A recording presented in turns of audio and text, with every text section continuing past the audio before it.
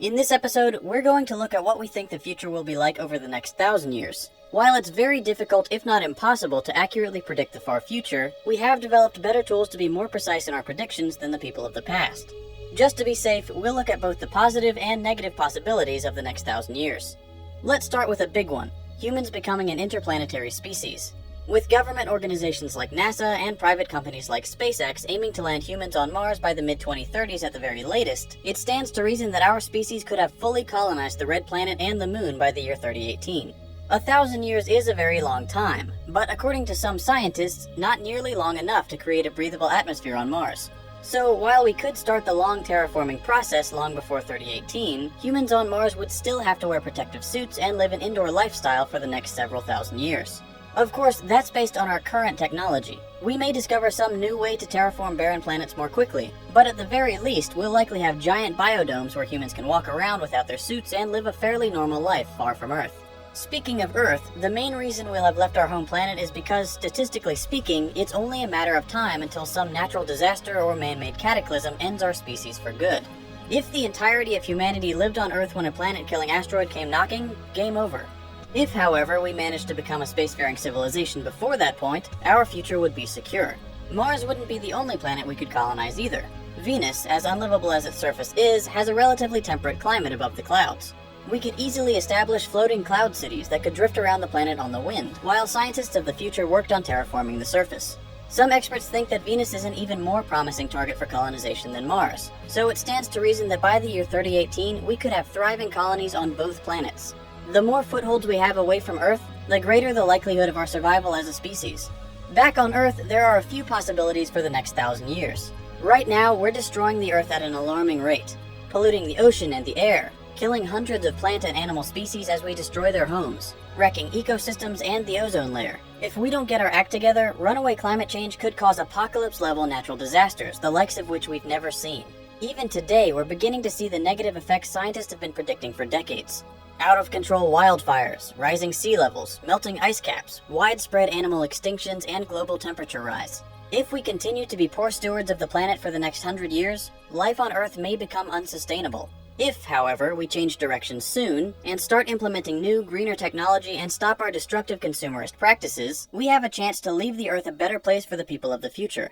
At our current rates of consumption, all of the planet's fossil fuels will be completely depleted in less than 110 years. If we don't implement alternative energy sources before then, our civilization is in big trouble. Scientists predict that solar power could produce a third of our necessary energy by 2060. With added help from wind and geothermal, we could be well on our way to 100% renewable energy by 2100. This would benefit not only humans, but every living thing on Earth, as our carbon footprint would be greatly reduced. With the threat of runaway climate change defeated, we could set our sights on amazing new technologies to improve our lives. One such advancement we'll probably see is the merging of man and machine.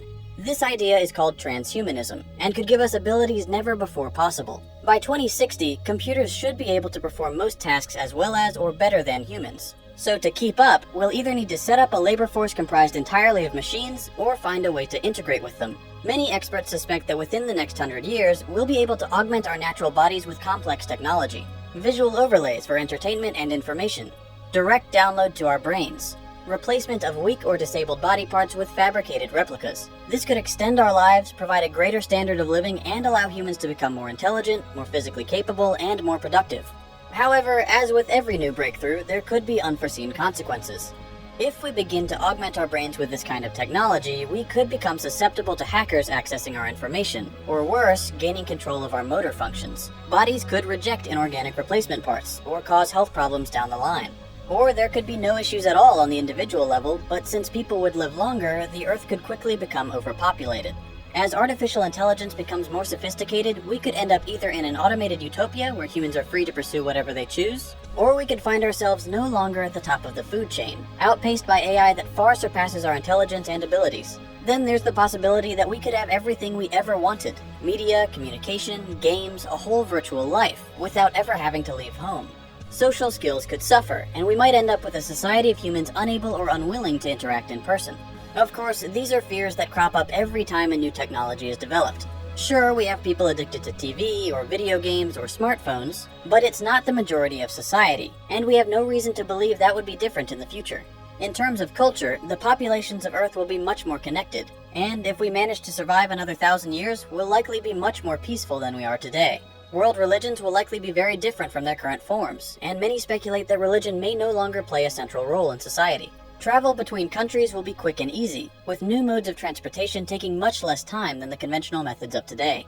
There will likely be fewer languages, or combinations of current languages, making it easier for people from around the world to communicate. Depending on how well we cooperate with each other, we could very well see a global currency, or if we become a multiplanetary species, a galactic currency.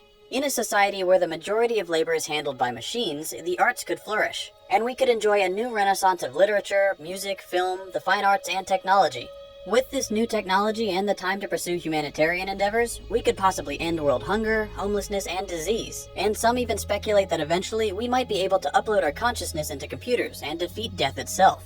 This is all completely feasible within the next 1,000 years, but it's impossible to predict which path humanity will take. Will we be able to overcome our selfish nature and work towards a better future for the generations to come? Will we become an interplanetary species in time? Will humans even exist in 1,000 years? We'll just have to wait and see.